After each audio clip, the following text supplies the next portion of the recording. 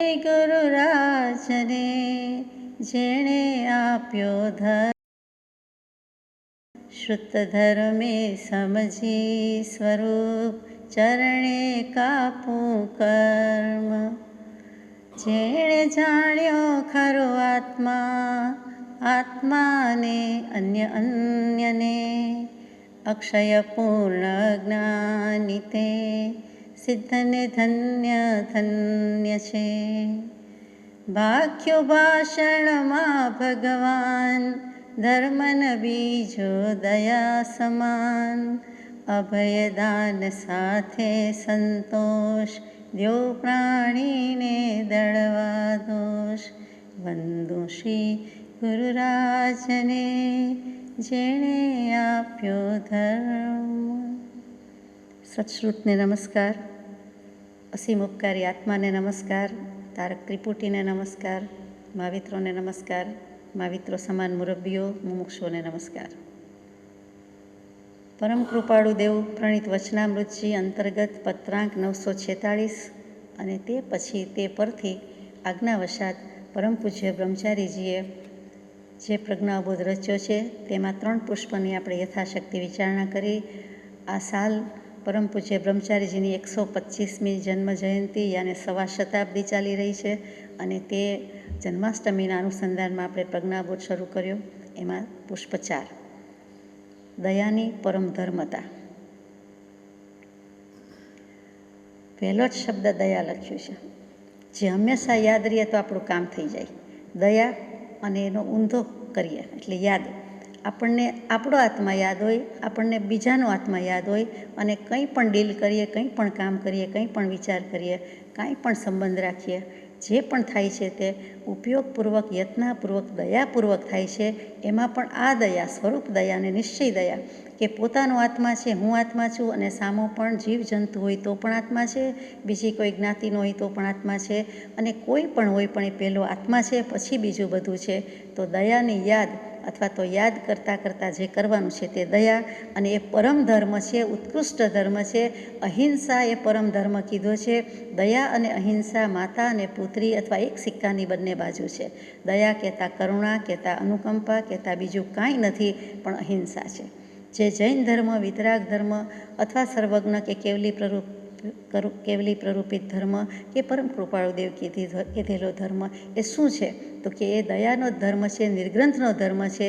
એમાં પહેલું છેલ્લું કે આ પાસું તો આવે જ આવે, એ અહિંસા છે તો બધું છે, નહીં તો કાંઈ નથી. એટલે દયાની પરમ ઉત્કૃષ્ટતા બતાવી છે, એવો ટાઇટલ આપી દીધું છે. પછી શાસ્ત્રોનું દોહન કરીને મૂક્યું હોય, વર્ષોનું ઘોલન કરીને મૂક્યું હોય, દોહરાવીને ગાઈ શકાય એવો એક છંદ હોય તો તે દોહરા માત્ર છે. એને 500 કે 1000 રીતે પણ ગાઈ શકાય તેવો દોહરા છંદ છે. એમાં દોહન અને ઘોલન ભળેલું છે. એ અતિ લોકપ્રિય છંદ છે અને તે દોહરામાં શ્રી આત્મસિદ્ધિ શાસ્ત્ર પણ કૃપાળદેવે મૂક્યું, એ પ્રભુના દોહરા પણ મૂક્યા. અહીંયા પરમ પૂજ્ય બ્રહ્મચારીજી પણ દયાની પરમ ધર્મતામાં દોહરા છંદ મૂકે છે. તો દોહરાવાનું મન થાય એવું છે. શરૂઆત જ કરી છે, દીન દયાળ દયા કરો, પરમ ધર્મ આધાર. तुम सम समर्थ कोई नहीं, आत्मधर्म दातार. हे परम कृपाळु देव, हे प्रभु, हे वितराग, हे केवली प्रभु, हे सर्वज्ञ प्रभु, हे अर्यंत प्रभु, जे कहो ते बधा दीन दयाळ छे. માત્ર કૃપાળુ દેવ દીન દયાળ છે એમ નથી, પણ બધા જ ભગવાન, બધા જ પરમાત્મા દીન દયાળ છે. બધા જ કરુણામૂર્તિ બુદ્ધ છે. આ બધા જ જ્ઞાની પરમાત્મા કરુણામૂર્તિ બુદ્ધ છે. એકલા બુદ્ધ ભગવાન થઈ ગયા એવું નથી. એમ દીન દયાળ કહ્યું છે કે એ બધાની દયા જેણે ઓળખાવી. પંચ પરમેષ્ઠી પદમાં દયા માત્ર રહેલી છે. વિતરાગ દર્શન દયાથી ભરપૂર છે, છલોછલ છે. એવું અરહત દર્શન જો આ કાળમાં પ્રગટાવ્યું હોય ને ઉદ્ધાર્યું હોય તો પરમ કૃપાળુદેવ એટલે આપણે કહીએ હે પ્રભુ. શું કહું? દીનાનાથ દયાળ. અને અહીંયા પણ કહ્યું કે દીન દયાળ દયા કરો. તમે તો અમારા જેવા દીનના પ્રત્યે દયા કરનારા છો. અમે રંક, અમે પામર, અમે ભિક્ષાહારી, અમે ભિખારી, અમારી પાસે કાંઈ નથી. દીનહીન, સાધનહીન એવો તમારે શરણે આવ્યો છું. મારામાં આત્મલક્ષ્મી ન હોવાથી દીન છું. આત્મલક્ષ્મી પડેલી છે, પ્રગટાવી નથી. તમે શક્તિ અને વ્યક્તિપણે છે એટલે પ્રગટાવી છે. મારામાં શક્તિપણે પડેલું છે પણ વ્યક્ત નથી કર્યું, સ્પષ્ટ કર્યું નથી, અમે પ્રગટાવ્યું નથી. દીવો તો છે જ, બેય દીવા છે, પરંતુ સામે સદગુરુદેવનો, ભગવાનનો દીવો ઝળહળતો છે અને આપણો દીવો જો હજી પ્રગટાવ્યો નથી તો એટલા માટે કહે છે કે હું સાધન વિનાનો અથવા તો દીન છું, હું પામેલો નથી માટે પામર છું, બાકી કાંઈ દીન નથી, આત્મા છું. તો શક્તિપણે તો બધું જ તમારા જેવું જ છે, પણ અહીંયા નથી પ્રગટાવ્યું માટે હે દીન દયાળ, દયા કરો, મયા કરો, કરુણા કરો, અનુકંપા કરો, અમારા પ્રત્યે અનુકંપા લાવો. પરમ ધર્મ આધાર, તમે તો ઉત્કૃષ્ટ ધર્મના આધાર છો. ઉત્કૃષ્ટ ધર્મ એક જ છે, આત્મધર્મ. જગતમાં ધર્મ એક જ છે, વસ્તુનો સ્વભાવ તે તેનો ધર્મ, આત્મા આત્માનો ઉદ્ધાર કરે તે ધર્મ. આપણે જે ભેદ પાડ્યા છે, જૈન, નોન જૈન, સ્થાનકવાસી, દેરાવાસી, શ્વેતાંબર, દિગંબર, કબીરપંથી, શિવપંથી, ઇસ્લામ ધર્મ વગેરે વગેરે તો ગચ્છ, મત, સંઘાડા, સંપ્રદાય અને દર્શન પરથી પાડેલા છે. એ ધર્મ નથી. ધર્મ ધ્રુવ ધારણ કરવું, જે ધારી રાખે તે ધર્મ, વસ્તુનો સ્વભાવ તે ધર્મ, આત્માનો સ્વભાવ આત્મામાં રહી જાય, આત્મામાં છે જ પણ માત્ર સ્વભાવમાં રહી જાય તો એણે ધર્મ કર્યો, એ ધર્મી થયો. એ વિભાવ વિના ન થયો, વિભાવ પરભાવમાં ન ગયો તો એ ધર્મ છે. અને ત્યારે જ ધર્મની શરૂઆત થાય છે, ત્યારથી જ ભક્તિની શરૂઆત થાય છે, ત્યારથી જ આત્મા આત્માને કેવડાવવા લાયક થાય છે. તે તો પ્રભુએ આપ્યો વર્તુ ચરણાધીન. જન્મી તો ગયા, આત્મા અજર અમર અવિનાશી, પરંતુ પછી આત્માને આત્માનું ભાન કરાવે છે. માટે એવા ધર્મનો આધાર તમે છો. હે દીન દયાળુ છો, દયા કરો. તુમ સમ સમર્થ કોઈ નહીં, બીજે શું ભીખ માગું, બીજા પાસે શું જાઉં, તમારા જેવો કોઈ સમર્થ પ્રભાવક પુરુષ નથી. તો ધર્મ જેની પાસેથી લેવાનો છે, સહજાત્મ સ્વરૂપની પ્રાપ્તિ જેની પાસેથી કરવાની છે, એવો સહજાત્મ સ્વરૂપ જાણેલો, પ્રાપ્ત કરેલો પુરુષ હોય, આત્મવાદ પ્રાપ્ત પુરુષ હોય તો જે સમર્થ પુરુષ, એની પાસેથી જ લેવાય, બાકી લેવાય નહીં. ધર્મ જ્યાંથી ત્યાંથી મળે નહીં, જ્યાંથી ત્યાંથી હોય નહીં, જ્યાંથી ત્યાંથી લેવાય નહીં. પણ તમારા જેવા સમર્થ પુરુષ થઈ ગયા તો તમારા જેવો કોઈ આત્મબોધ દાતાર નથી. આત્માના બોધનું દાન દેનારો જ્ઞાની મહાદાની રે સદાવ્રત જેનું સદા. જ્ઞાનીને કહી દીધું છે કે તમે જ દાનેશ્વરી છો, સાચું દાન આપો છો, અને એમાં પણ આત્માના બોધનું દાન આપો છો. એટલે ઘણીવાર આપણે પ્રભુશ્રીજી માટે, કૃપાદેવ માટે કહીએ કે ભાવદયા સાગર, ભાવદયા નિધિ, અથવા તો બોધિ સમાધિ નિધિ. શું કામ? તો કે બોધિ સમ્યક દર્શનના દેનારા, સમાધિ સમાધિ મરણના દેનારા, અને છેવટની સમાધિ આપનારા જે કોઈ છે તે બોધિ સમાધિ દાતા. ભાવદયા સાગર કહીએ છીએ, એમનેમ કહેતા નથી. આત્મબોધના દાતાર છો તો તમે જ દાતાર પુરુષ છો. બીજા દાતારના દર્શન કરવા ક્યાં જવાનું છે? બીજી પીર દરગાહમાં ક્યાં જવાનું છે?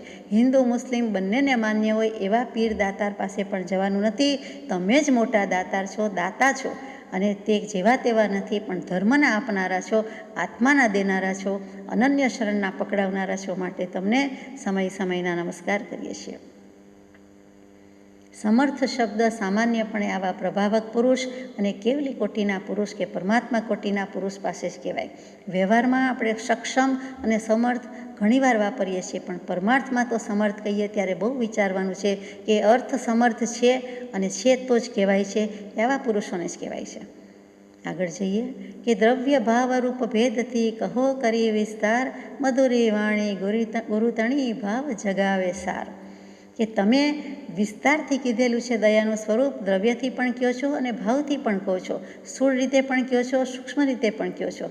વળી ગૃહસ્થની, શ્રાવકની 1.25 વસો દયા હોય અને મુનિની 20 વસો દયા હોય. જે વિઘુમાં વાપરો છો એ જ અહીંયા વસો, વિશ્વા એ જ શબ્દ વપરાય છે કે એકનું માત્ર 1.25 વસો છે, સવા આની કહો તો, અને બીજાનું 20 આની છે. કેમ કે મુનિ પૂરેપૂરી દયા પાડી શકે, જ્યારે શ્રાવક કે ગૃહસ્થ એને લિમિટેશન્સ છે, મર્યાદા છે, એટલે એને છૂટ છે. કેટલીક હિંસા એનાથી થઈ જ જવાની છે, સંકલ્પપૂર્વક કે સંકલ્પ વિના, પણ થાય છે. એટલે 20માંથી અડધી નીકળી જાય તો 10, 10માંથી અડધી નીકળી જાય તો 5, 5માંથી અડધી નીકળે એટલે 2.5, અને 2.5ની અડધી છેલ્લી રહી જાય છે તે 1.25. સાપરાધી, નિરપરાધી, સૂક્ષ્મ, સ્થૂળ, અને આવી રીતે હિંસાના પ્રકાર પાડ્યા છે. તો દ્રવ્યથી અને ભાવથી જે તમે વિસ્તાર કર્યો છે, અને એ ગુરુતણી વાણીથી સાંભળીએ છીએ, મધુરી વાણીથી સાંભળીએ છીએ, એટલે અમને ભાવ જગાવે છે, ભાવ જગાવે છે. ચેતનાને ઢંઢોળી મૂકે છે, એટલે એવો ભાવ આવે છે કે દયા પાળવા જેવી છે, અહિંસા વ્રતનું પાલન કરવા જેવું છે, એ સિવાય કાંઈ જગતમાં નથી. એમ સદગુરુની મધુરી વાણીથી, એના મુખથી નીકળતી વાણીથી અમને ભાવ જાગે છે. જગમાં જન્મે સ્વાર્થમય, કરતો કાર્ય અનેક, પર દુઃખ રજ દેખું નહીં, ધરતો નહીં વિવેક.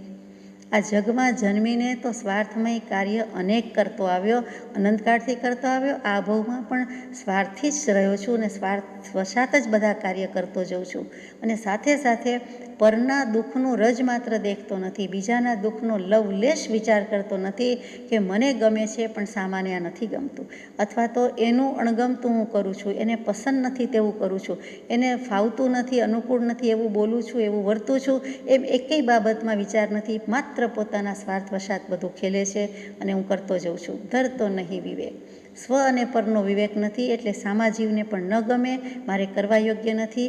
અહીંયા તો હિંસાની ને મારવાની વાત પણ છે, દ્રવ્ય હિંસાની પણ છે અને ભાવ હિંસાની છે. એને ખોટું લાગી જશે તેમ છતાં એવું જ બોલવામાં આવે, એવું જ બોલી જવામાં આવે, એવું જ કરવામાં આવે. આચાર વિચાર બધામાં કંઈક ભેદવાળી દૃષ્ટિ હોય, એકતા ન હોય, અનેકતામય વર્તન હોય તો એ વિવેક નથી. તો એવો હું વિવેક વિનાનો છું એમ કરીને આગળ લખે છે. કોણ લખે છે? આ પુષ્પના રચયિતા પરમ પૂજ્ય બ્રહ્મચારીજી વિવેકી પુરુષ લખે છે, પરમાત્મા કોટીના પુરુષ લખે છે. અને એ પણ પરમ કૃપાળુદેવે જે પ્રજ્ઞાબોધના પુષ્પના મણકા નામ લખાવ્યા છે એને ન્યાય આપી રહ્યા છે. પોતાના આત્માને વફાદાર છે, પરમાત્માની આજ્ઞાવશાત લખે છે, પરમાત્માને વફાદાર છે અને સકલ સંઘને કે સકલ મુમુક્ષુ જીવો, ભવી જીવોને પણ કલ્યાણ લક્ષ્યમાં રાખીને પછી લખાય છે, એ ભૂલવા જેવું નથી. પોતાને વિવેક પ્રગટેલો છે અને છતાં અહીંયા કેટલી નમ્રતાપૂર્વક પ્રાર્થના કરે છે કે મંગલાચરણ કરે છે એ વિચારવા જેવું છે. અબુધ અવિવેકી છતાં શરણે રાખો નાથ, ઉચ્છું ઉત્સંગે રમું સસલા સમ શશી સાથ. હું તો અબુધ છું એટલે અજ્ઞાની છું, હું તો વિવેક નથી કરતો એટલે અવિવેકી છું. જ્યાં સુધી સમ્યક દર્શન નથી, હિતાહિતનું ભાન નથી, અથવા સારા નરસાનું, શુભાશુભનું ને શુદ્ધનું ભાન નથી, ત્યાં સુધી એને અવિવેક કયો છે. એટલે કે જ્યાં સુધી જ્ઞાન દર્શનમય ભાવ અમૃતમાં આવવું એનું નામ જ વિવેક છે. એ જ્ઞાન દર્શનમય ભાવ અમૃતમાં આવવું એટલે શું? તો કે આત્માના જ્ઞાન દર્શન ગુણ તો મિથ્યાત્વમય છે અને સમ્યક્તિ હોય એને પણ છે, કોઈ પણ આત્માને છે, પરંતુ એ ભાવ અમૃતમાં આવે છે એટલે ઝેર રૂપે પરિણમતું નથી. એ દ્રવ્ય રૂપે તો બધા પાસે છે, દ્રવ્ય સ્થૂળ રીતે બધા પાસે છે, પણ હું ભાવ અમૃતમાં આવી જાઉં, જ્ઞાન દર્શનમય થઈ જાઉં તો મોક્ષમય જ છે.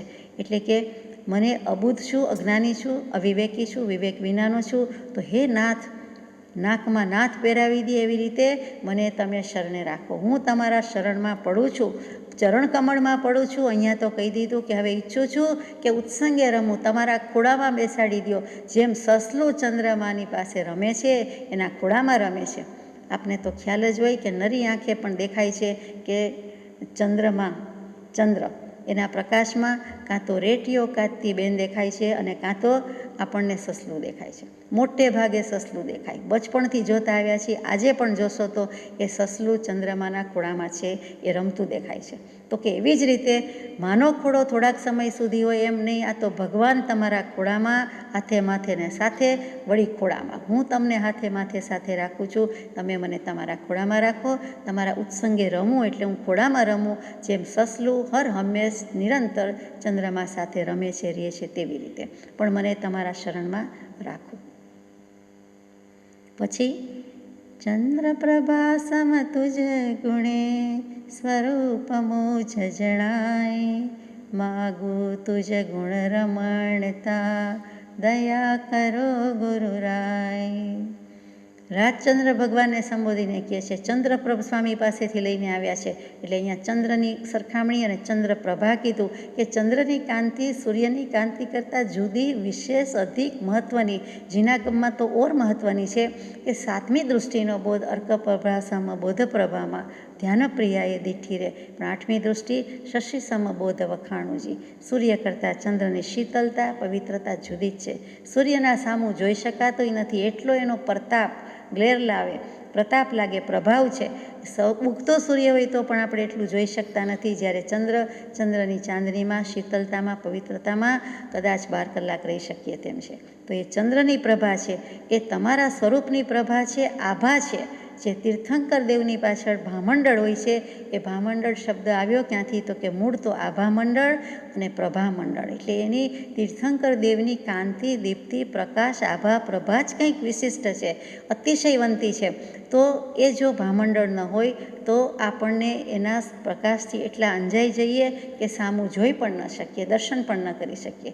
એ ભામંડળ હોવાથી જાણે કે છત્રી ઓઢેલા ભગવાન હોય એમ આપણને દર્શન થઈ શકે છે, જોઈ શકીએ છીએ. એટલું જ નહીં, પણ એ ભામંડળમાં કોઈ સુગ્ન ભવ્ય જીવ હોય તો પોતાના 3, 5, 7, 9 ભવ પણ જોઈ શકે છે. 3 થી 7 ભવ, 3 થી 9 ભવ પણ પોતાને તેમાં દેખાઈ જાય છે. એટલો જો જીવની યોગ્યતા હોય, સામે તો તીર્થંકર દેવ છે, ખુદ ખુદા છે, દેવાધિદેવ છે, યોગ્યતાનો સવાલ જ નથી, પરિપૂર્ણ પરમાત્મા છે. પોતાની યોગ્યતા પાત્રતા હોય તો સમવસ્ત્રણમાં એ ભામંડળ દેખતા, ભામંડળ જોતા, એના દર્શન કરતા, ભગવાનના દર્શન કરતાં પોતાના કેટલાક ભવના દર્શન પણ થઈ જાય છે. તો એ ભા એટલે જ પ્રકાશ, ભા એટલે પ્રકાશવું, એના પરથી આભા પ્રભા આવ્યું, એના પરથી બધા જ શબ્દો આવ્યા. તો અહીંયા પણ એમ જ વાત છે કે ચંદ્રપ્રભા, હે ચંદ્રપ્રભ ભગવાન, ચંદ્રપ્રભુ નહીં, ચંદ્રપ્રભ નામ છે, પદ્મપ્રભ નામ છે. એવી રીતે તીર્થંકર દેવ, 8મા તીર્થંકર દેવ, અને સાથે અહીંયા રાજચંદ્ર ભગવાન, તો કે તમારા બંને ચંદ્રની પ્રકાશ, બંને પ્રભા અમને પણ અમારા સ્વરૂપનો પ્રકાશ કરે છે. જેમ જેમ હું સૂક્ષ્મ વિચારથી ઊંડો ઉતરું છું, તેમ તેમ તમારા તત્વના ચમત્કારો મારા સ્વરૂપનો પ્રકાશ કરે છે. શું કામ? તો કે તમારા પ્રકાશમય શું વસ્તુ છે? તો કે ગુણ છે. આત્માનું સ્વરૂપ જ જળાહળા છે, જળહળ જ્યોતિ સ્વરૂપ છે. તો એ ગુણ છે, એ પણ જળહળ છે, પ્રકાશમય છે.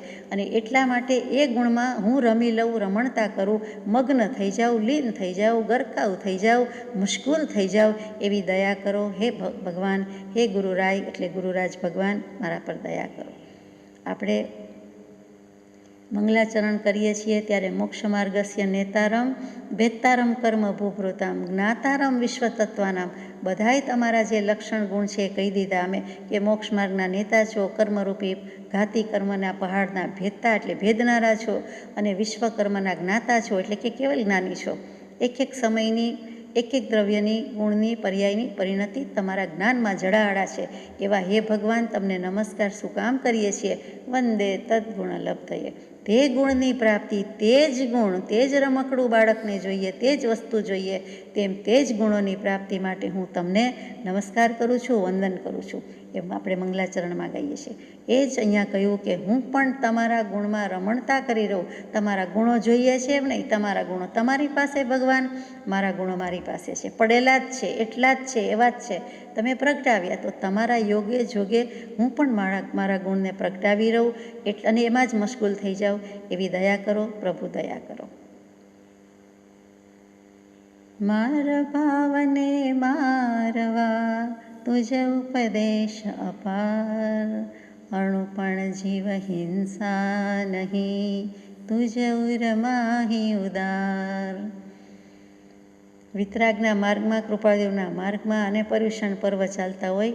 10 લક્ષણી પર્વ અત્યારે ચાલે છે. 8 દિવસના પર્વ શ્વેતાંબરામનાયના પૂરા થયા અને સંવત્સરીના દિવસથી દિગંબરામનાયનો પહેલો દિવસ શરૂ થયો, એટલે અત્યારે પર્યુષણ પર્વની આરાધના ચાલુ જ છે. એમાં માર ભાવ તો બોલાય જ નહીં. અકબર જેવા અકબર પણ જો અમારી પડ વગડાવી દીધો કે મારવાની વાત જ નહીં, જીવ હિંસા જોઈએ જ નહીં, આટલા દિવસોએ તો જીવ હિંસા નથી જ કરવાની. એ વખતે એ જગતચંદ્ર સૂરી થઈ ગયા છે, હિરવિજય સૂરીજી થઈ ગયા, દિલ્હીમાં બોલાવીને માનપૂર્વક, અને આગ્રામાં એ અમારી પડ આપવામાં આવ્યો, તામ્રપત્ર ઉપર લખી દીધું કે આટલા દિવસ તો અહિંસાનું પાલન થવું જ જોઈએ, વગેરે વગેરે. તો વિતરાગ દર્શન તો એનાથી છલકાય છે, ભરપૂર છે. એમાં માર શબ્દ આવે જ નહીં, કે માહણો માહણો શબ્દ ના કરનાર સાયંકાલીન દેવવંદનમાં બોલીએ છીએ. કોઈને હણો નહીં, કોઈને હણો નહીં, કોઈની દ્રવ્યથી હિંસા ન કરો, કોઈની ભાવથી પણ હિંસા ન કરો, કેમ કે પ્રમત્ત યોગાત પ્રાણવ્ય પરોપણમ હિંસા. મોક્ષશાસ્ત્રના 10 અધ્યાયમાં એક અધ્યાયનું પહેલું સૂત્ર છે કે હિંસા કોને કહે છે? તો કે પ્રમત્ત યોગથી પણ હિંસા થઈ જાય છે, અપ્રમત્ત યોગથી પણ થઈ જાય છે. દ્રવ્ય હિંસા પણ થાય, ભાવ હિંસા પણ થાય. તો કે કોઈ જીવને મારવા, મારી નાખવા એ તો સ્થૂળ દૃષ્ટિએ દ્રવ્ય હિંસા છે, એ તો જૈન ન જ કરે. પણ વિતરાગનો અનુયાયી ભાવ હિંસા પણ ન કરે તો જ એ અનુયાયી કહેવાય. પરમ અહિંસક એવા મહાવીર સ્વામી કહીએ, પરમ અહિંસક કૃપાળદેવ કહીએ, તો એ માર ભાવને તો મારવાની જ વાત હોય, એટલે માર શબ્દ આવે જ નહીં. ન જાણે કેમ વ્યવહારમાં બધા જ મોબાઈલ મારો, ઘંટ મારો, બધું જ મારો મારો કરતું હોય છે, પણ મારો તો શબ્દ જ નથી. આપણે માર ભાવને જ મારી દેવાનો છે, માર શબ્દની તો વાત જ નથી. તુજે ઉપદેશ અપાર, હે ભગવાન તમારો અપાર ઉપદેશ છે. અણુ પણ જીવ ઇન્સાની, સૂક્ષ્મમાં સૂક્ષ્મ અણુ અને પરમઅણુ પરમાણુ એટલી પણ જીવ ઇન્સાનો તમારો બોધ નથી, ઉપદેશ નથી. અને અમે પણ એ જ ઉર્મા રાખીએ. તમે તો ઉદાર મના ઉદાર ચિત્તે કહી દીધો, અમે પણ એવા જ હવે ઉર્મા એ ઉપદેશ રાખીએ, વસાવીએ. સદગુરુ રાજ વસો મુજ ઘટમાં, પણ પછી સદગુરુ રાજને વસાવીએ, કહીએ, આંગણું ચોખ્ખું કરીએ પહેલાં તો, અને પછી એ વસે. પછી કૃપાળુ દેવને માનનારા ઘણા છે, કૃપાળુ દેવનું માનનારા કેટલા. આપણે શેમાં આવીએ? ફોલોઅર્સ છીએ કે વર્શિપર્સ છીએ? પૂજા ભક્તિ તો કરીએ છીએ, આજ્ઞા આરાધીએ, ઉપાસીએ, પણ ખરા અર્થમાં અનુયાયી ખરા કે હજુ ભક્ત જ છીએ? એટલે કે કહેવા પૂરતું બધું જ કરીએ છીએ, પણ સાચા અર્થમાં એમને ફોલો કરીએ, અનુસરીએ, અને જે અનુયાયી થવું જોઈએ તેની ખોટ છે. કેવળ કરુણા મૂર્તિ તું, સૌ જીવને હિતકાર, દયા કરી દર્શાવ તું, દયા ધર્મ સુખકાર. તું તો કેવળ કરુણા મૂર્તિ છો. મૂર્તિ શું છે? તો કે કરુણાની મૂર્તિ છે. એટલે અંગે અંગે અંગો પાંગે એક એક આત્મપ્રદેશે કરુણા જ નીતરે છે. શું કામ? તો કે સનાતન સંપ્રદાયના સત્પુરુષોની નિષ્કારણ એવી કરુણાશીલ સહજ અવસ્થા હોય છે. એ બધા જ સત્પુરુષો એવા એક સરખી જ્ઞાતિના છે, જાતિના છે, પાંતિના છે. એટલે એમનામાં આ જ ભાવ હોય, કરુણા જ હોય, બીજી કાંઈ ન હોય. નિષ્કારણ કરુણાશીલ છે, જેને શ્રીમદ ભાગવત અહૈતુકી કૃપા કહે છે. એમાં કોઈ હેતુ ન હોય, ઉદ્દેશ ન હોય, પ્રયોજન ન હોય, કરુણાથી જ ભારોભાર હોય. એને કોઈ કારણ જ ન હોય. આપણે કહીએ કારણ વિના ન કાર્ય કંઈ, પણ કરુણા રાખવામાં તો કારણ શું? તો કે નિષ્કારણ. એ સહજ સ્વભાવની કરુણા છે. એ વહેતું જ હોય છે, એ નીતરતું જ હોય છે. તો આ કરુણામૂર્તિ બુદ્ધ ઉપરાંત જેટલા બુદ્ધ થયા, જેટલા જ્ઞાની થયા, બુદ્ધ એટલે જ્ઞાની, તો એ જે બધા છે તે કેવળ માત્ર કરુણાની મૂર્તિ છે. કેવળ કરુણા મૂર્તિ છો, દીનબંધુ દીનનાથ. તું સૌ જીવને હિતકાર. એ તું છે, અમે નથી. અને બધા જીવને તું હિતકર છે, હિતકાર છે. એટલે કે બધા જીવનું કલ્યાણ તારાથી થાય એમ છે, તમારાથી થાય એમ છે. હે ભગવંત, હે ગુરુ ભગવંત, દયા કરીને દર્શાવતું, દયા ધર્મ સુખકાર. તું તો દયા ધર્મથી ભરેલો જ છે, તો પછી દયા કરીને અમને દયા ધર્મનું નિદર્શન કર, નિર્દેશ કર, અથવા તો દર્શાવ, કે જે દયા ધર્મ સુખકારી છે, કલ્યાણકારી છે અને સુખકારી છે. માટે અમે તેની યાચના કરીએ છીએ. આટલું મંગલાચરણ પછી, આટલું પરમ કૃપાળુ પરમાત્માને નિવેદન કર્યા પછી પરમ પૂજ્ય બ્રહ્મચારીજી હવે દયા ધર્મની વાત શરૂ કરે છે. દયા પ્રતાપે દીપતું જગમાં સુંદર સર્વ, દયા વેલ વિસ્તારવા યોજાયા સૌ પર્વ. જે કાંઈ આ જગતમાં પર્વની યોજના થઈ છે, કોઈ પણ ધર્મ જે રીતે માનતું હોય, સંપ્રદાય માનતું હોય, એ કંઈ પણ પર્વ છે. પર્વ એટલે જ ગાંઠ, પર્વ એટલે શેરડીની ગાંઠ, પર્વ એટલે બે વસ્તુ વચ્ચેનો ભાગ આવે તે પર્વ. એટલે કોઈ ચેપ્ટર, પ્રકરણ, અધ્યાય, પરિચ્છેદ, આ બધા પર્વના અર્થ થાય. અને આપણે પર્વનો અર્થ જુદો જ કયો છે કે તહેવાર. તો કે અલૌકિક તહેવાર છે, દિવ્ય તહેવાર છે, પર્યુષણ જેવા, પ્રભુના કલ્યાણક જેવા એ બધા દિવસો છે તે અલૌકિક છે. આપણને લૌકિક ધર્મમાં નથી મૂકતા, અલૌકિક ધર્મમાં મૂકી જાય છે. આત્માને દિવ્ય બનાવે છે, ભવ્ય બનાવે છે, રમ્ય બનાવે છે. તે કંઈ જે કંઈ છે તે બધું પર્વ છે. તો આ દયા છે તો જ આ બધા પર્વ છે. બધા પર્વની ગૂંથણીમાં, આયોજનમાં દયા જ રહેલી છે. દયા પ્રતાપે, દયાના પ્રભાવે દીપે છે જગમાં. શું? તો કે બધું જ સુંદર દીપે છે. એક જીવને બીજા જીવ પ્રત્યે જો દયાનો સહેજેય ભાવ ન હોય તો જગત આખું જ ઓલ કેઓસ, અંધાધૂંધી અને જ્યાંને ત્યાં અવ્યવસ્થિતતા જ હોય, બીજું કાંઈ ન હોય. અત્યારે આટલું પણ સરખું દેખાય છે, તો કોઈ પણ જીવ જગતમાં, 14 રાજલોકમાં બીજા પ્રત્યે અંશે પણ દયાવાન છે. દરેક જીવમાં કંઈક દયા રહેલી છે. દયાનો પ્રતાપ, પ્રભાવ સમજે છે, એકબીજાનો હિત વિચારે છે. માટે જે કાંઈ યોજના થઈ છે તે થઈ છે, રહી છે તે રહી છે. બાકી દયા ન હોય તો કાંઈ આવું જગત હોય નહીં. હવે આ દયાની વેલડી છે, દયાની વેલ કીધી, એને વિસ્તારવા યોજાયા સૌ પર્વ. બધા પર્વમાં દયા પાડી શકાય એટલા માટે આ દયા છે. જુઓ કે પર્યુષણ પર્વ હોય એ પર્વ ન હોય તો તિથિ પર્વ કહીએ છીએ કે મહિનામાં 12 તિથિ, તો કે બીજ, પાંચમ, આઠમ, 11, 14 અને પૂનમ અમાસ પણ મોટાભાગના પાડીએ છીએ. તો એ 12 દિવસ 30માંથી 12 એટલે કેટલા ટકા થઈ ગયા? તો કે એટલા ટકા દિવસો તિથિ પાલનમાં જાય. એટલે માત્ર લીલોતરી ત્યાગ નથી, લીલોતરી ત્યાગ, રાત્રિ ભોજન ત્યાગ અને અબ્રહ્મનો ત્યાગ એટલે કે બ્રહ્મચર્ય પાલન. તો કેટલા જીવની રક્ષા થઈ. આ જીવ દયા છે, આ જીવ રક્ષા છે. ફંડફાળામાં લખાવીએ તો જીવદયા પડાય એવું નથી. યત્નાપૂર્વકનું કાંઈ પણ છે તે બધી જીવદયા છે. તો આ સ્થૂળ અને સૂક્ષ્મ જીવદયાની રક્ષા થાય છે. આ જે કંઈ છે તે દયાને હિસાબે આ બધા પર્વ છે. તિથિને પણ પર્વ કીધું છે, તિથિને ઇન્દ્રિય કીધી છે, તિથિનો તારીખ પણ થાય છે. તો આ જે 12 દિવસની કે 10 દિવસની રચના છે તે ઘણી પ્રશસ્ત છે કે તિથિ પાળવી એટલે બધી બાબતમાં તિથિ પાળવી અને એને કારણે ઘણી બધી જીવદયા પડાય.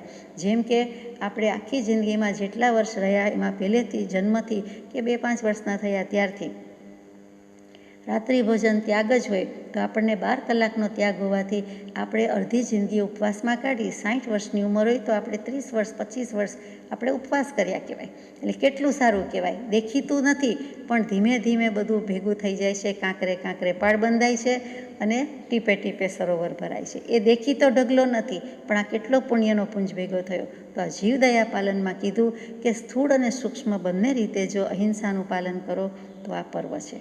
દયા તે સુખની વેલડી, દયા તે સુખની ખાણ, પ્રતિક્રમણમાં પણ આપણે બોલીએ છીએ. દયા ધર્મ કા મૂલ હે, પાપ મૂલ અભિમાન, તુલસી દયાન છાંડીએ, જબલક ઘટ મેં પ્રાણ. એ તુલસીદાસજીનું વચન છે, બહુ જ સુપ્રસિદ્ધ છે. બાળકને પણ આવડતું હશે કે દયા જ ધર્મનું મૂળ છે. ધર્મનું મૂળ શું? તો કે દયા. અને અભિમાનનું મૂળ, પાપનું મૂળ શું? તો કે અભિમાન છે. જે કંઈ છે તે અભિમાનમાંથી થાય છે, પાપ થાય છે. એટલે તુલસીદાસજી કહે છે કે જ્યાં લગી ઘટમાં પ્રાણ હોય, શરીરમાં દેહમાં આત્મા હોય ત્યાં સુધી દયા છોડવા જેવી નથી. દયા પાળથી થંભિયો, દરિયો જળ ભંડાર, જગત દુબાડી દે નહીં એ અચરજ ઉરધાર. દયા પાળથી થંભિયો એટલે દયાપાલ એટલે આવા તીર્થંકર દેવ, દેવાધિદેવ, છક્કાઈ જીવના રક્ષક, સાધુ પરમેષ્ઠી, પંચ પરમેષ્ઠી, પરમ કૃપાળુ દેવ બધા જ આવી ગયા કે દયાપાળથી થંભિયો. આ દયાના પાલનથી એ વિશેષણ પણ થયું અને ગુણ પણ થયો અને વિશેષ વ્યક્તિ પણ થઈ બધી કે જેણે જેણે દયા પાલી છે, દયા પાલન કર્યું છે એ બધા દયાપાળ છે. છક્કાઈ જીવના રક્ષક કહીએ છીએ એટલે અહીંયા દયાપાળ કહેતા બંને આવી ગયા. ગુણ પણ છે અને ગુણ જેનામાં છે તે ગુણી ભગવંત પણ છે. અને એનાથી થંભિયો છે દરિયો જળ ભંડાર એટલે દરિયો પણ જળનો ભંડાર હોવાથી જળ બંબાકાર કરી મૂકતો નથી. શક્તિ એટલી જ છે, આખા જગતને ડૂબાડી દે એટલી શક્તિ છે, તેમ છતાં જગતને ડૂબાડતું નથી. એ અચરજ છે, એ આશ્ચર્યની વાત છે, હૃદયમાં રાખવા જેવી છે કે આ ભગવાનની કૃપાથી થાય છે કે દરિયામાં આ શક્તિ હોવાથી દરિયો પોતાની મર્યાદા ક્યારેય ઉલ્લંઘતો નથી અને ઉલ્લંઘે છે ત્યારે આપણે એના ગુણગાન ગાઈએ છીએ કે દરિયો ગાંડો થયો અથવા દરિયાને શું તોફાન સૂઝ્યું વગેરે વગેરે. બાકી થતું નથી. દુષ્કાળ, સુકાળ અથવા તો સુનામી અથવા તો જ્યારે યુગ ચક્રને આરા પલટાવાના હોય ત્યારે તોફાન કરે, માઝા મૂકે. બાકી દરિયો સાગર ગંભીર કહેવાય એટલે એ દરિયાવ દિલ કહીએ છીએ. કોઈ દિવસ પોતાની મર્યાદા મૂકે નહીં, છલકાય નહીં. અહીંયા દયા પાલનવાળા પણ એમ કહે છે કે એને દયા કોઈ દિવસ છલકાઈ જાય નહીં, દયાથી ભરપૂર છે છતાં એ દયા પાલન રાખે છે, કરે છે. એનાથી દરિયો અટકી રહેલો છે કે મર્યાદા રહેલી છે. દયાપાળથી થંભિયો દરિયો જળ ભંડાર. જીવ દયા મહાયજ્ઞરૂપ, વૃષ્ટિ વશ કરનાર, હિંસા જગમાં જ્યાં સુધી દુકાળ પણ પડનાર. જીવ દયા મહાન યજ્ઞ છે.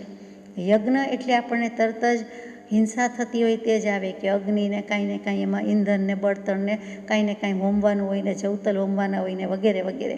તો કે યજ્ઞ ખરો. તો જીવદયા કેવો યજ્ઞ છે કે વૃષ્ટિ વશ કરનાર એટલે અતિવૃષ્ટિ થાય છે, અતિ વરસાદ થાય છે એને પણ જીવદયા વશ કરનારું છે. જીવદયા પડાય છે એટલે જ અતિવૃષ્ટિ બને ત્યાં સુધી થતી નથી અને હિંસા જગમાં જ્યાં વધી દુકાળ પણ પડનાર. દુષ્કાળ એટલે કે અતિવૃષ્ટિ, અનાવૃષ્ટિ એ જે દુકાળ પડે છે વરસાદના અભાવે તે પણ જો જગતમાં પાપ વધી જાય, હિંસા વધી જાય, દયા ઓછી થઈ જાય ત્યારે જ એવા કાળ આવે છે, એવા સમય આવે છે. નહીં તો એ એવા સમય આવતા નથી. એટલે અતિવૃષ્ટિ અનાવૃષ્ટિના મૂળમાં પણ આ દયાબેન છે એટલે કે દયા રહેલી છે. જો દયા હશે તો ઓછું થશે, નહીં થાય.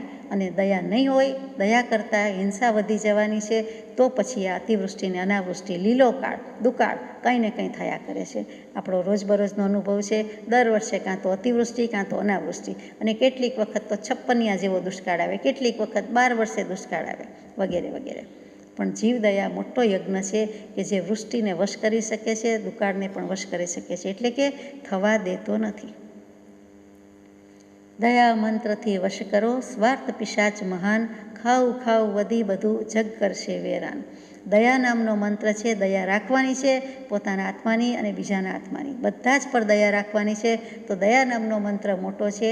દયા એટલે યાદ, કઈ યાદ રાખવાની છે કે સહજાત્મ સ્વરૂપ યાદ રાખવાનું છે. એનાથી સ્વાર્થ નામનો પિશાચ રાક્ષસ છે, ભારે ભૂંડો છે, એ પણ વશ થઈ જાય છે. એટલે કે સ્વાર્થ રહેતો નથી, ખાવ ખાવ વધી બધું, ખાવ ખાવ કર્યા કરે છે અને જગતને વેરાન કરે છે. એવો સ્વાર્થ નામનો પિશાચ કે રાક્ષસ, એને પણ જો આપણે દયા મંત્રથી વશ કરશું તો કલ્યાણી કલ્યાણ છે. ધરે દયા માતા સમી, વત્સલતા સુવિશાળ, શરણાગતને દે શરણ, લે સૌની સંભાળ. આ દયા માતા છે, માતા જેવી કહી દીધી છે. શું કામ? તો કે અહિંસા એ તો જગત જનની છે, જે જગદંબાની જેમ જગતના જીવોનું રક્ષણ કરે છે. અહિંસાને કેટલા વિશેષણ અપાય છે, બધા જ વિશેષણ આ દયાના છે. દયા અને અહિંસા તો સાથે જ જાય છે. તો કે જે માતાને વિશેષણ અપાયા છે કે મા તેમાં બીજા બધા વગડાના વા, એમ અહિંસા તે અહિંસા, દયા તે દયા, એની તોલે બીજું કાંઈ ન આવે, એટલી વિશાળતા છે. એનો પ્રેમ ક્યારેય ખૂટતો નથી. એનો જરો ગમે તેટલા સંતાન હોય એ બધા જ પ્રત્યે એક સરખો જ વહે છે, એમાં ભાગ પડી જતા નથી. 7-8 હોય તો ઓછો પ્રેમ અને એક જ હોય તો વધારે પ્રેમ, એમ કદી હોઈ શકે નહીં. એની વત્સલતા જાણીતી છે. ગાયની વત્સલતા જાણીતી છે, એના પરથી વત્સ શબ્દ આવ્યો. અહીંયા માતાનું વાત્સલ્ય જુદું જ છે, વિશાળ છે. તો એ માતા જેમ બધાને સમાવી દે છે, તેમ ધરે દયા માતા સમી, દયા પાડે છે એટલે સંયમ છે, એટલે કે અષ્ટપ્રવચન માતા છે. એટલે 5 સમિતિને 3 ગુપ્તિનો સંયમ, તેને અષ્ટપ્રવચન માતા કહેવાય. કેમ કે એ સંયમનું રક્ષણ કરે છે, અષ્ટપ્રવચન માતા છે. એવી જ રીતે અહીંયા મા રક્ષણ કરે, બાળકનું જતન કરે, શિક્ષણ કરે, આપે છે. એવી જ રીતે આ સંયમનું અષ્ટપ્રવચન કરે છે. તેવી રીતે શરણાગતને જો કોઈ શરણ આપતું હોય તો એ દયા છે. એ લે સૌની સંભાળ, એ દરેકનું જતન કરે છે. જીવ માત્રનું, ભૂત માત્રનું, સર્વ પાણ ભૂય જીવ સત, સર્વ પ્રાણી, સર્વભૂત, સર્વ જીવ અને સર્વ સત્વ, આ 4માં સમસ્ત સૃષ્ટિ આવી ગઈ. જીવ, જંતુ, વનસ્પતિ બધું આ 4 શબ્દમાં આવી ગયું. એટલે એક એક જીવનું એ રક્ષણ કરે છે. કોણ? શરણાગતે આવ્યું છે, દયા માતા છે, એ રક્ષણ કરે જ છે. સ્વજન સમા સૌ જગજીવો, વિશ્વ મહાન કુટુંબ, દયા વિશાળ ધરો ઓરે, ટળે અનાદિ દંભ. હવે આ સ્વજન સમાજ બધા જગતના જીવો છે. કોઈ એક જીવે બીજા જીવ સાથે એકેય પ્રકારનો સંબંધ નથી બાંધ્યો એવું નથી. આજ સુધીમાં આપણે કેટલાય સંબંધના નામ લખો, કદાચ 100 થતા હશે. માતા પિતા, ભત્રીજા ભત્રીજી, કાકા મામા, પફ બફ મમા, જે આવે તે, અને ભાગ્યા ભાગીદારથી માંડીને બધા જ. તો એ બધા જ સંબંધ કોઈ એક વ્યક્તિ બીજી કોઈ પણ વ્યક્તિ પ્રત્યે, 14 રાજલોકમાં કોઈ પણ જીવ જંતુ વ્યક્તિ પ્રત્યે બાંધીને આવેલી છે. એટલે કે આખા વિશ્વના માણસો સાથે કે જીવડા સાથે કે પશુ પંખી પ્રાણી કે વનસ્પતિ સૃષ્ટિ સાથે આપણા કનેક્શન હતા, છે ને છે, હજી સુધી છે. એ છેદ થયો નથી. એટલે બધા સંબંધ બાંધી આવ્યા છે. તો કોઈને કોઈ જીવ માટે વિચારે છે કે આ જીવ કોઈ ભવના મારા માતા પિતા છે, કોઈ ભવના સંતાન છે, કોઈ ભવના પાર્ટનર હતા, કોઈ ભવના સગાવાલા છે, કોઈ ભવના પતિ પત્ની છે. એમ જે સંબંધ લાવો તે કોઈને કોઈ સગું છે, એક પણ વાલું નથી એવું નથી. આ સગાવાલા જ છે. તો આ સ્વજન સમા સૌ જગજીવો, તો એક એક જીવ સ્વજન છે, આપ્તજન છે, મારા જ છે. તો પછી હવે મારે પરાયા કોની સાથે રાખવું, પારકા કોની સાથે રાખવું? આખું જ વિશ્વ આપણું કુટુંબ છે, એક વ્યક્તિનું કુટુંબ છે. વસુધૈવ કુટુંબકમ એટલે આખું મહાન કુટુંબ છે. એમાં ગણેલા 2, 5, 10, 20, 100 જણાનું કુટુંબ નથી. જગત આખું કુટુંબ છે. બધા જ આપણા વાલા સગા છે. સગા એટલા વાલા નહીં એમ નહીં, બધા જ સગા છે, બધા જ વાલા છે, ને બધા જ મોક્ષે જઈએ, બધા જ સંપીને રહીએ, એવો જે ભાવ. તો કે વિશાળતા માગે છે, દયા માગે છે. દયાની વિશાળતા હોય, હૃદયની વિશાળતા, પણ દયા દ્વારા છે, બીજી કોઈ રીતે નથી. તો જ આ અનાદિનો દંભ છે, અનાદિની માયા છે. અનાદિથી મારા તમારા અથવા હું ને મારું કે જુદાઈનો ભેદ રાખ્યો છે, એ દંભ નીકળી જશે. એ ખોટો દોડ છે. બધા દેખાવ કરીએ છીએ પણ એ ખરેખર સ્વને પરનો વિવેક થયો નથી. એટલે કાં તો બધાય મારા છે ને કાં તો કોઈ મારું નથી. એક્સ્ટ્રીમ ફિલિંગની વાત આવી ગઈ કે એના જો કોઈ મારું નથી અને થઈ શકતું હોય તો બધા જ મારા છે થઈ શકે. તો ભગવાન છૂટ આપે છે કે એમ કરો. એકત્વ ભાવના પણ આપી, અન્યત્વ ભાવના પણ આપી. એટલે કોઈ પ્રત્યે વેર કે કોઈ પ્રત્યે વાત્સલ્ય રાખવા જેવું રહ્યું નહીં. બધા જ સરખા નીવડ્યા. ભગવાન આપણને સરખા કહે છે કે તું જ મુજ એક. આપણે ભગવાનને કહીએ કે જો તું જ મુજ એક કહી દીધું તો જગતના સર્વ જીવો પણ મારા સાથે જ છે, એક સરખા જ છે અને એમાં કાંઈ હવે કરી શકાય એવું નથી. બધાને હું મારા જ ગણું છું, બધું જ કુટુંબ છે. એટલે ક્યાંય વેર રાખવું નથી, ક્યાંય વાત્સલ્ય રાખવું નથી. એટલે ક્યાંય રાગ કરવો નથી, ક્યાંય દ્વેષ કરવો નથી, ક્યાંય ગમાડવું નથી, ક્યાંય અણગમતું કરવું નથી. દયા જીવન જેનું બની તેની સન્મુખ સર્વ. સિંહ હાથી અહીં નોળિયા વેર ભૂલે તજી ગર્વ. દયા જ જેનું જીવન છે એવા ભગવાન દયાસાગર, દયાથી ભરપૂર. એટલે કે દયાસાગર કહીએ, કરુણાસાગર કહીએ, કૃપાનાથ કહીએ, કૃપા સિંધુ કહીએ, જે શબ્દ લાવો તે. એવી નરી મૂર્તિ છે દયાની. એની સન્મુખ, જુઓ સન્મુખ શબ્દ વાપર્યો છે. એની નિકટતામાં, સમીપતામાં, એની સાનિધ્યમાં, જ્યાં સુધી એની સાથે ક્લોઝનેસ છે, નિકટતા છે, અંતરથી જ વાત છે. અહીંયા તો સ્થૂળ અંતરથી વાત છે. તો કે ત્યાં સુધી સિંહ અને હાથી સામસામા કેવા વેરી છે પણ ભૂલી જાય છે. અહીં અને નોળિયો એટલે નાગ અને નોળિયો, સાપ અને નોળિયો. જેણે જોયું છે એક વખત પણ, કેટલાકે તો નોળિયાય જોયા નથી એટલે ઓળખી શકતા નથી. પણ જો સાપ અને નોળિયો જોયા હોય, બંનેનું યુદ્ધ જોયું હોય, એક વખત પણ જોયું હોય તો ખબર પડે કે કેવા લડે, કેવા બાજે, કેવા ઝઘડે. અને સાપને આ નાનો નોળિયો દેખાય છે તે પહોંચી વળે. નોળિયો વચ્ચે કાંઈક નોળવેલ સૂંઘી આવે છે, જડીબુટ્ટી છે, એટલે એનામાં ન જાણે કેટલી ચેતના આવી જાય છે, કેવું બળ આવી જાય છે અને જાગૃત થઈને લડે છે. અને સાપ ઊંઘતો જ લડે છે એટલે ફરક પડી જાય છે. તો અહીં નોળિયા પણ વેર ભૂલી જાય છે. આવા જે કોઈ કહો તે, કૂતરા અને બિલાડા કહો કે બીજા જે લાવો તે, એકબીજાના જાતિ સ્વભાવ જ એવો છે, વેરીને વેરી જ છે. છતાં ભગવાનની સમીપ છે કે આવા સત્પુરુષની સમીપ છે તો બધું જ વેર ભૂલીને એકબીજાના ખોળામાંય બેસે છે, એકબીજાની સમીપ પણ બેસે છે. જાણે કે હું પણ આત્મા ને તું પણ આત્મા, દયાને યાદ રાખીને બેસે છે. ત્યાં સુધી એને વેરભાવ સ્ફૂરતો પણ નથી. જેવા દૂર જાય છે એટલે પાછું સત્પુરુષની બળ અથવા એના ઉપયોગનું બળ એ બધું જતું રહે છે અને પોતાની પાછી યોગ્યતા હતી તે આવીને ઊભી રહે છે અને પાછું વેર કરે છે. આ સમીપતાનો સન્મુખ થયા હોય એ જીવને આટલો ફાયદો છે. પછી સન્મુખનો વિશાળ અર્થ લઈએ તો મહાવીર સ્વામીના એક ભવમાં, આગલા 27 ભવમાં એક ભવ સિંહનો ભવ, અને સિંહના ભવમાં મહાવીર સ્વામીને સમ્યક દર્શન થયું. શ્વેતાંબરામનાયથી સુથારના ભવમાં, દિગંબરામનાયથી સિંહના ભવમાં થયું.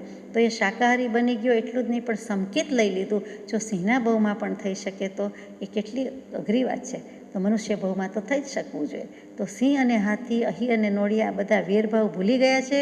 તું જ મુજ એકની જેમ આત્માને સ્વ સમાન ગણીને રહે છે ત્યારે આ ભાવ આવે છે. તો જ સમભાવ ને તો જ સમદર્શિતા આવી શકે અને તો જ સમ્યક દર્શન આવ્યું હોય, બાકી આવી શકે નહીં. થઈ શકે છે એ હકીકત છે. સુરપતિ નરપતિ સેવવા, ચરણ ચહે દિન રાત, વાણી ગુણ ખાણી બને સુણતા ધર્મ પ્રભાત. સુરપતિ નરપતિ એટલે સુરેન્દ્ર અને નરેન્દ્ર, દેવેન્દ્ર અને નરેન્દ્ર, એટલે કે દેવલોકમાં રહેલા ઇન્દ્રો, દેવો, ઇન્દ્રોમાં બધા આવી ગયા. અને નરપતિ એટલે આ પૃથ્વીલોકમાં રહેલા રાજા, રાજાધિરાજ, ચક્રવર્તીથી માંડીને બધા જ રાજા, નાના મોટા ઘણા રાજા હોય તો આ બધા જ આવી ગયા. એ શું કરે છે? સેવવા ચરણ ચહે દિન રાત. એ ભગવાન તમારા રાત દિવસ ચરણની સેવા માટે ઝંખે છે, ચહે છે, ઈચ્છે છે.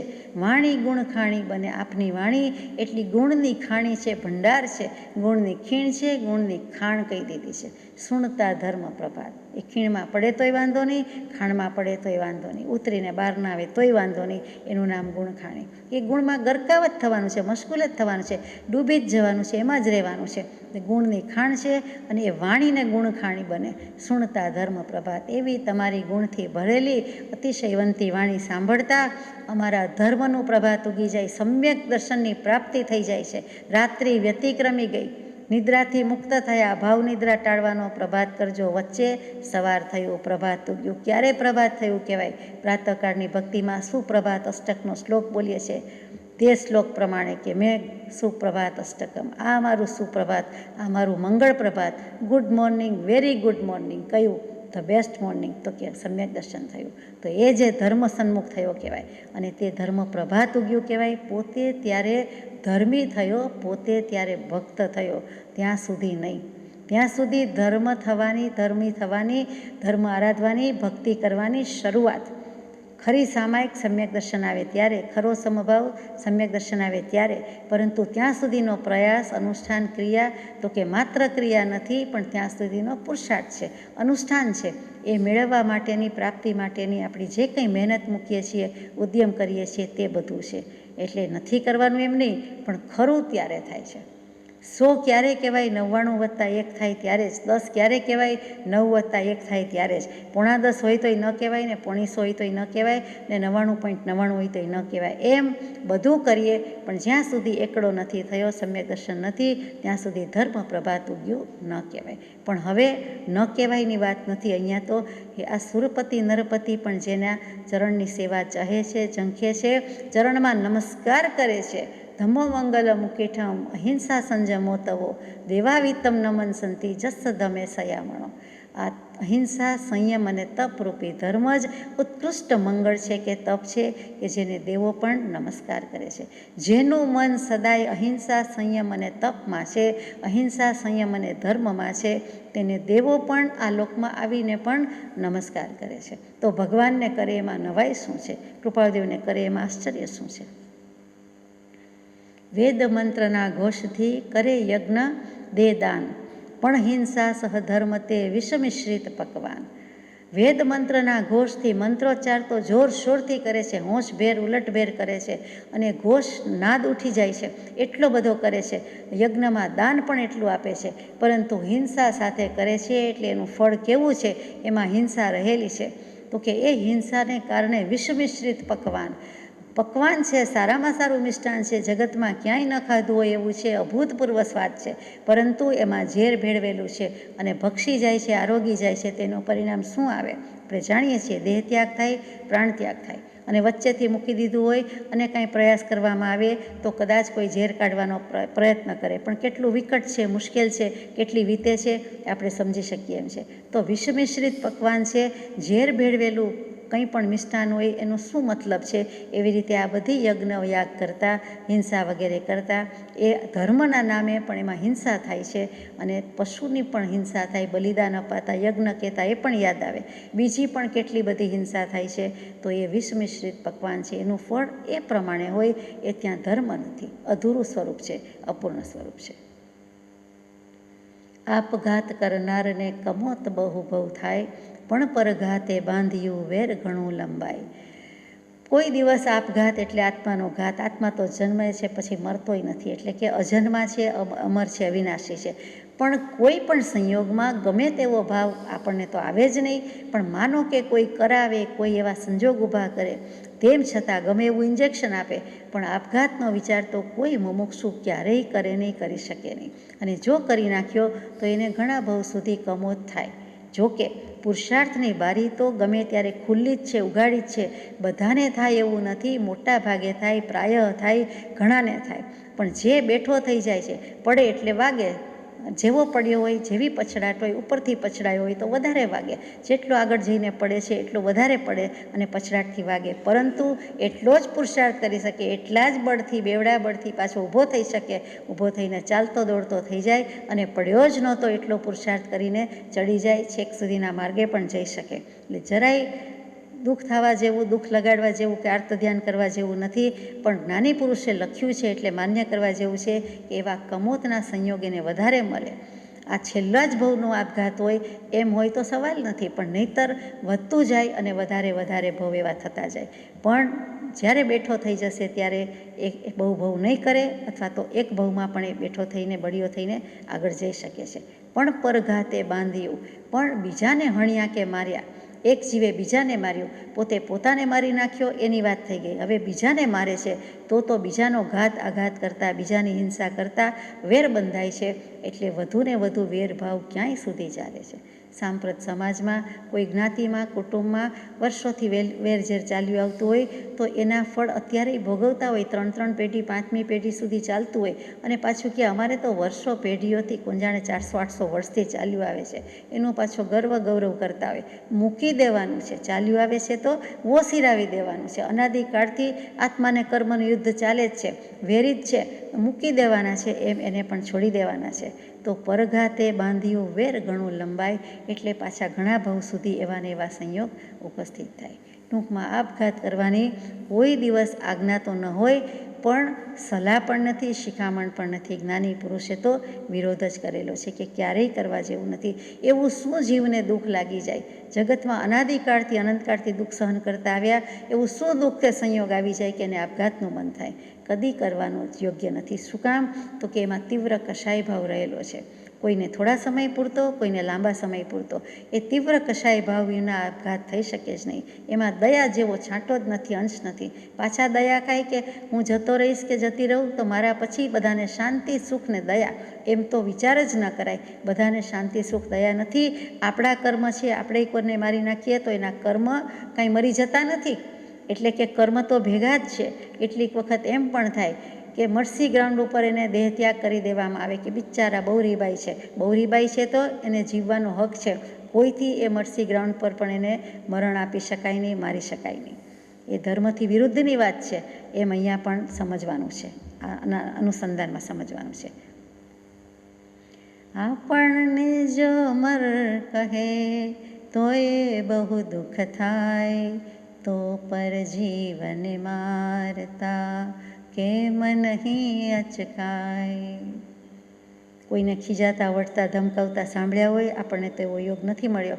પણ માનો કે કોઈક નથી સમજવું અને કહે કે અહીંથી જતો રહે, પછી કહેશે અહીંથી મર, આઘો મર, જતો રહે, દૂર જતો રહે, ચાલ્યો જા, નહીંતર હવે હું ખીજાણો છું, ભાગી જા અહીંથી, નહીંતર તારી ખેર નથી. એ બધા શબ્દનો સરવાળો તો કે અહીંથી મર. તે મર કેવું છે? એટલે અહીંયા મારી આંખ પાસેથી, મારા ઓજલ પાસેથી, એટલે નીકળી જા, જતો રહે, તું દૂર ભાગી જા. ત્યાં મરી જાય એમ કહેવાનો આશય નથી. પણ વાણી તો જે સંભળાય છે તેના અર્થ બધા થાય. તો એવું ખાલી મર કહે કે દૂર ટળી જાય એમ કીધું હોય તો પણ આપણને બહુ દુઃખ થાય છે કે અરે મા પોતાના સંતાનને આવું કે વાત્સલ્ય ભારોભાર છે, એને શિખામણ આપવા, એને દંડ આપવા, એને સુધારવા કહેતા હોય તો પણ આપણને ગમતું નથી. તો ખરેખર અર્થમાં કોઈ મર કહે તો ગમતું હશે?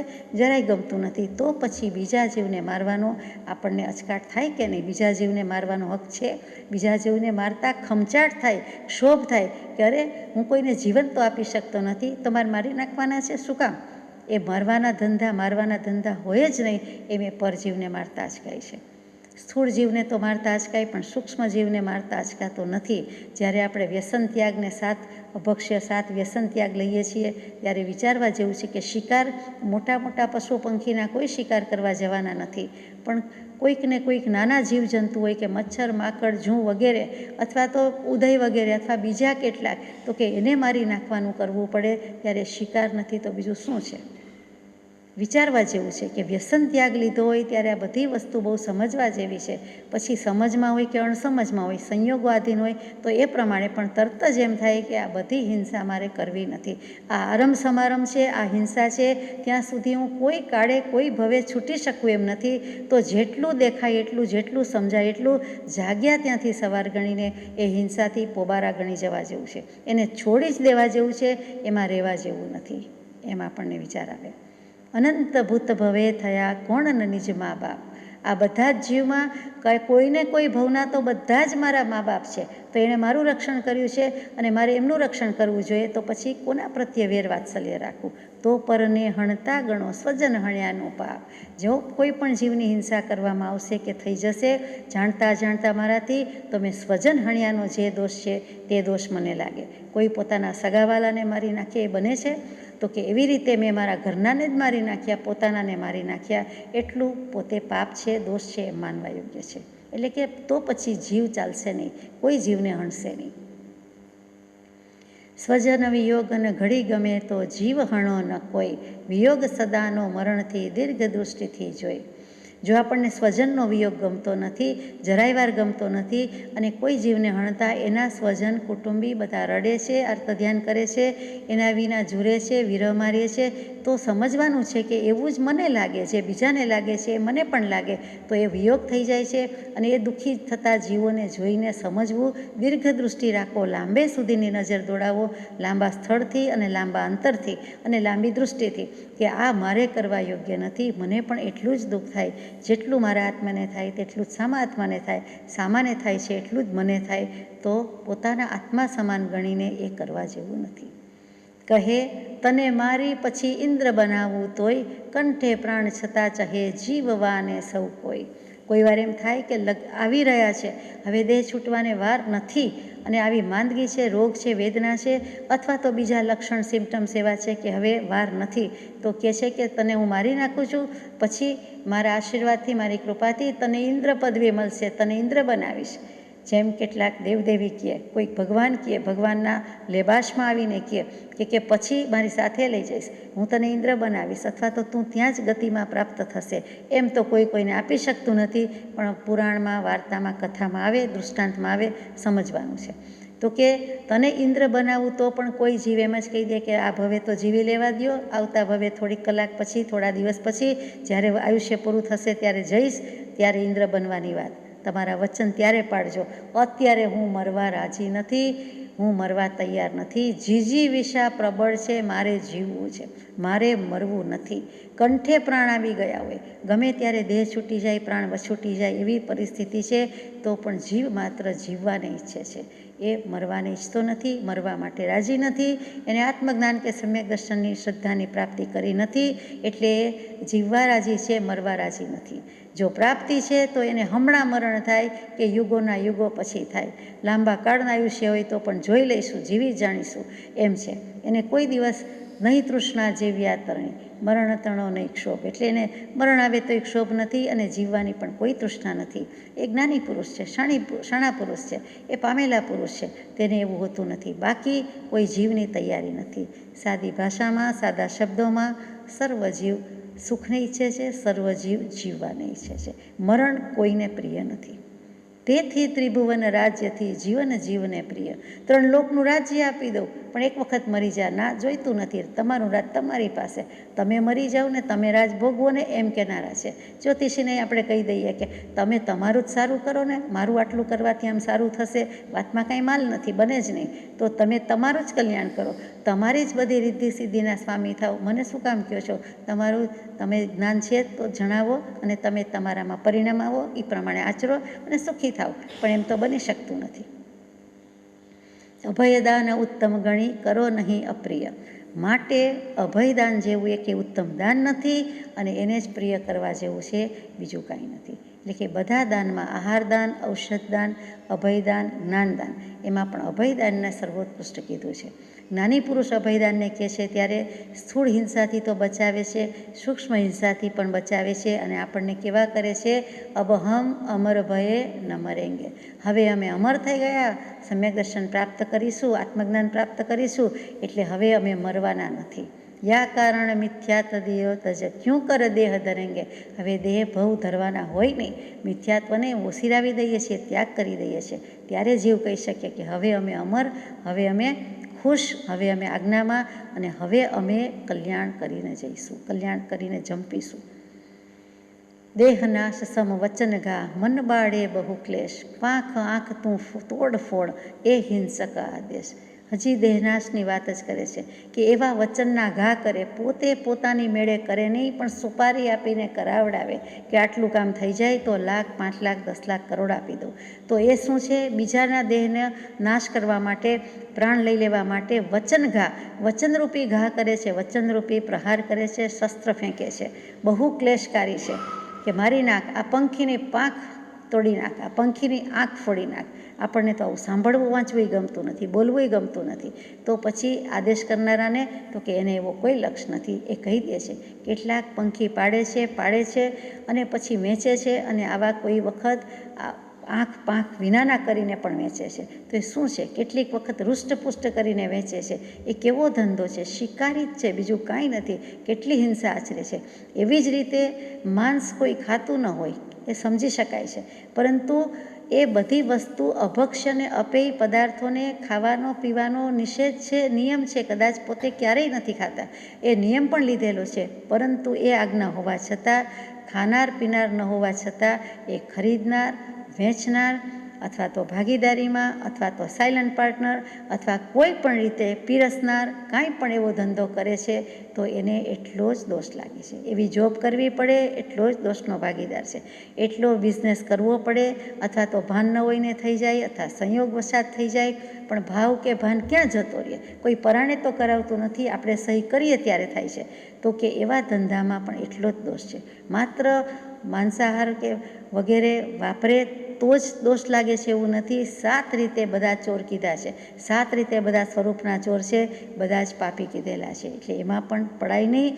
ભૂલમાં કોઈ પડી ગયું હોય તોય દસ્તાવેજ ફાડી ફેંકીને નુકસાન વરીને નીકળી જવા જેવું છે.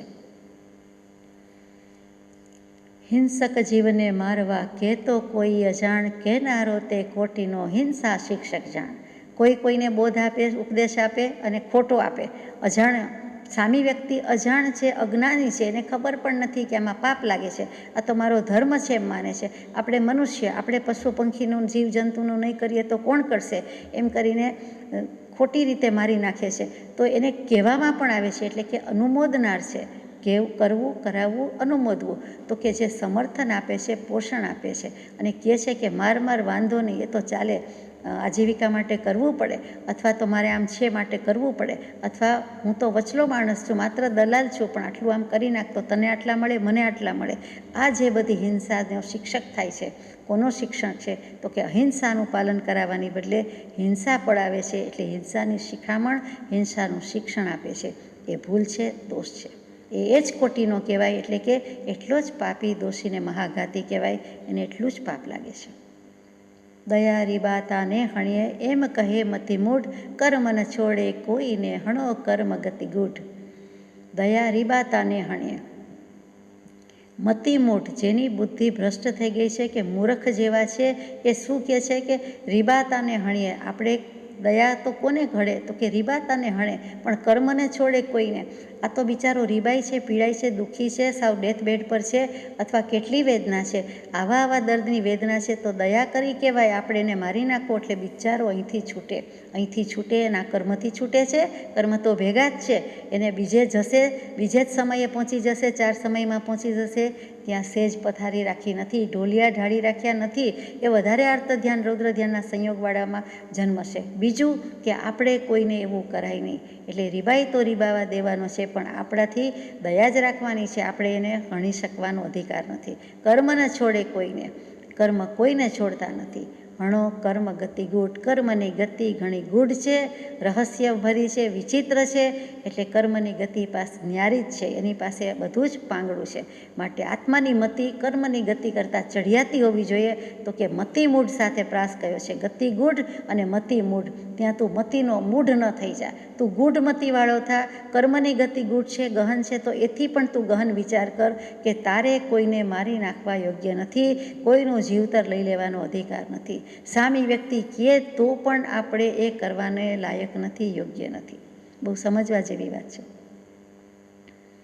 સૂર્ય કિરણથી શીત વધે, જળમથતા ઘી થાય. શશી કિરણથી દાજીએ તો હિંસા સુખદાય. સર્પ મુખે અમૃત મળે, તુષખાંડીએ કણ થાય. સુતવંધ્યાનો જો જડે તો હિંસા સુખદાય. એના જ અનુસંધાનમાં છે ત્રીજી ગાથા, એટલે કે 29-28મી.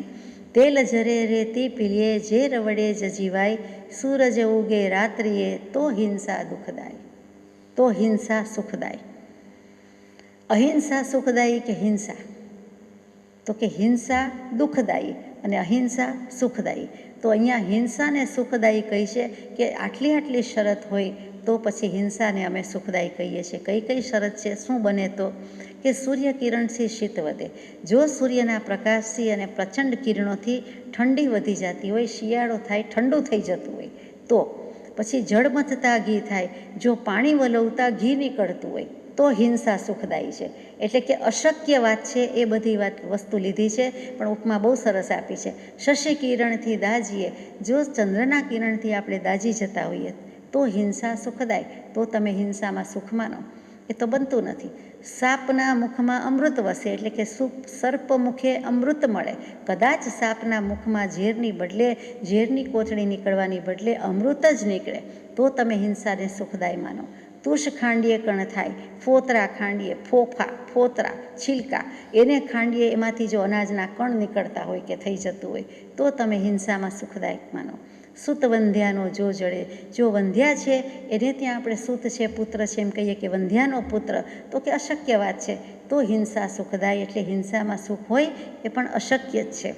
તેલ જરે રેતી પીલીએ, જો રેતીને પીલવાથી તેલ નીકળતું હોય અને ઝેર વડે જીવી જવાતું હોય, અને સૂર્ય ઉગે રાત્રિએ, રાત્રે જો સૂરજ ઉગતો હોય તો તમે હિંસાને સુખદાયક માનો. એટલે કહેવાનું તાત્પર્ય કે હિંસામાં સુખ નથી જ નથી.